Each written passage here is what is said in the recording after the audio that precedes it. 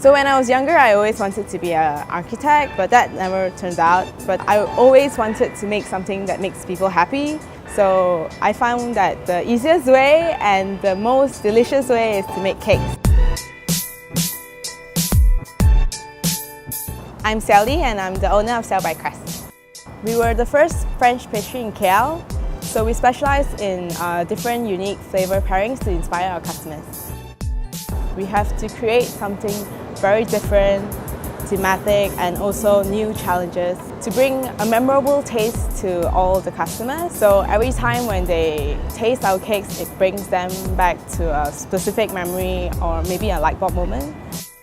Being in the food industry is really labor intensive and physically demanding. So for whoever who wants to join, I really encourage you to stick to your dreams till you reach your goal.